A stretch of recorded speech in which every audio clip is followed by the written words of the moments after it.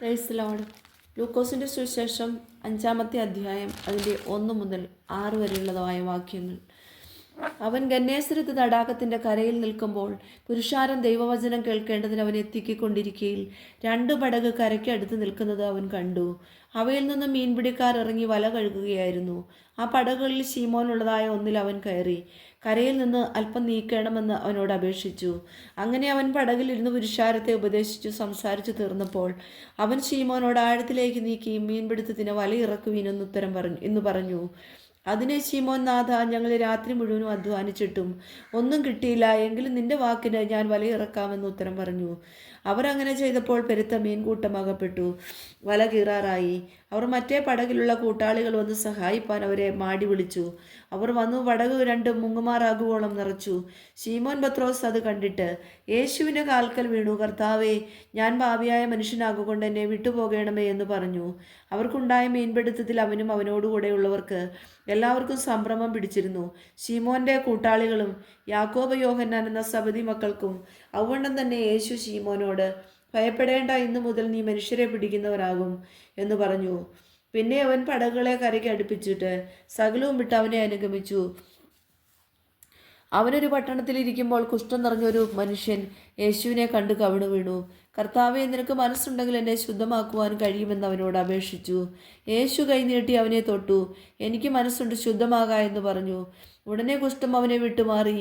അവൻ അവനോട്, ഇതാരോടും പറയരുത്, എന്നാൽ പോയി നിന്നെ തന്നെ പുരോഹിതന് കാണിച്ച് അവർക്ക് സാക്ഷ്യത്തിനായി മോശെ കൽപ്പിച്ചതുപോലെ നിന്റെ ശുദ്ധീകരണത്തിലുള്ള വഴിപാട് അർപ്പിക്ക എന്നവനോട് കൽപ്പിച്ചു.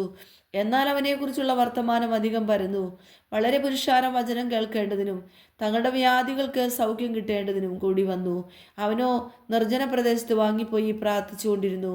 അവൻ ഒരു ദിവസം ഉപദേശിക്കുമ്പോൾ ഗലീലയിലും യഹൂദിയിലുമുള്ള സകല ഗ്രാമത്തിൽ നിന്നും യെരൂശലേമിൽ നിന്ന് വന്ന പരീശന്മാരും ന്യായശാസ്ത്രിമാരും അവിടെ ഇരുന്നിരുന്നു.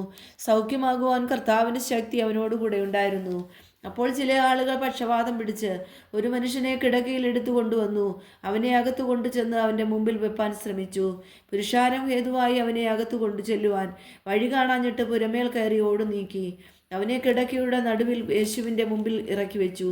അവരുടെ വിശ്വാസം കണ്ടിട്ട് അവൻ, മനുഷ്യാ, നിന്റെ പാപങ്ങൾ മോചിച്ചു തന്നിരിക്കുന്നു എന്ന് പറഞ്ഞു. ശാസ്ത്രിമാരും പരീശന്മാരും ദൈവദൂഷണം പറയുന്ന ഇവനാർ, ദൈവം ഒരുവനല്ലാതെ പാപങ്ങളെ മോചിപ്പാൻ കഴിയുന്നവനാർ എന്ന് ചിന്തിച്ചു തുടങ്ങി. യേശു അവരുടെ ചിന്തകളെ അറിഞ്ഞ് അവരോട്, നിങ്ങൾ ഹൃദയത്തിൽ ചിന്തിക്കുന്നത് എന്ത്? നിന്റെ പാപങ്ങൾ മോചിച്ചു തന്നിരിക്കുന്നു എന്ന് പറയുന്നതോ എഴുന്നേറ്റ് നടക്കേ എന്ന് പറയുന്നതോ ഏതാകുന്നു എളുപ്പം എന്ന് ചോദിച്ചു. എങ്കിലും ഭൂമിയിൽ പാപങ്ങളെ മോചിപ്പാൻ മനുഷ്യപുത്രന് അധികാരമുണ്ട് എന്ന് നിങ്ങൾ അറിയേണ്ടതിന് അവൻ പക്ഷവാതക്കാരനോട്, എഴുന്നേറ്റ് കിടക്കയെടുത്ത് വീട്ടിലേക്ക് പോക എന്ന് ഞാൻ നിന്നോട് പറയുന്നു എന്ന് പറഞ്ഞു. ഉടനെ അവൻ കാണുക അവൻ എഴുന്നേറ്റു. താൻ കിടന്ന കിടക്കയെടുത്ത് ദൈവത്തെ മഹത്വീകരിച്ചും കൊണ്ട് വീട്ടിലേക്ക് പോയി. എല്ലാവരും വിസ്മയം പൂണ്ടു ദൈവത്തെ മഹത്വപ്പെടുത്തി ഭയം നിറഞ്ഞവരായി. ഇന്ന് നാം അപൂർവ കാര്യങ്ങളെ കണ്ടു എന്ന് പറഞ്ഞു.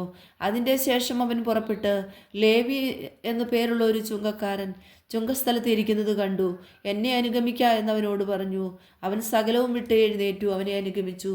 ലേവി തൻ്റെ വീട്ടിൽ അവന് ഒരു വലിയ വിരുന്നൊരുക്കി.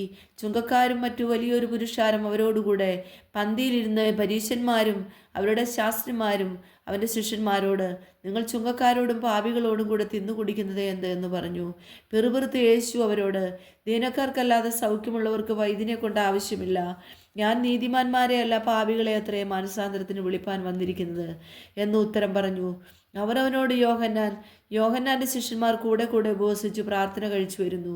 പരീശന്മാരുടെ ശിഷ്യന്മാരും അങ്ങനെ തന്നെ ചെയ്യുന്നു. നിന്റെ ശിഷ്യന്മാരോ തിന്നുകയും കുടിക്കുകയും ചെയ്യുന്നു എന്ന് പറഞ്ഞു. യേശു അവരോട്, മണവാളൻ തോഴ്മക്കാരോട് കൂടെ ഉള്ളപ്പോൾ അവരെ ഉപവാസം ചെയ്യിപ്പാൻ കഴിയുമോ? മണവാളൻ അവരെ വിട്ടുപിരിയേണ്ടുന്ന കാലം വരും. അന്ന് ആ കാലത്ത് അവർ ഉപവസിക്കുമെന്ന് പറഞ്ഞു. ഒരു ഉപമയും അവരോട് പറഞ്ഞു. ആരും കോടിത്തുണിക്കണ്ടം കീറിയെടുത്ത് പഴവസ്ത്രത്തോട് ചേർത്ത് തുന്നുമാറില്ല. തുന്നിയാലോ പുതിയത് കീറുകയും പുതിയ കണ്ടം പഴയതിനോട് ചേരാതിരിക്കുകയും ചെയ്യും. ആരും പുതിയ പഴയ തുരുത്തിയിൽ പകരുമാറില്ല. പകർന്നാൽ തുരുത്തിയെ പൊളിച്ച് ഒഴുകിപ്പോകും, തുരുത്തി നശിച്ചു പോകും. പുതിയ തുരുത്തിയിൽ അത്രേ പകർന്നു വയ്ക്കേണ്ടത്. പിന്നെ പഴയത് കുടിച്ചിട്ട് ആരും പുതിയതുടനെ ആഗ്രഹിക്കുന്നില്ല, പഴയത് ഏറെ നല്ലത് എന്ന് പറയും.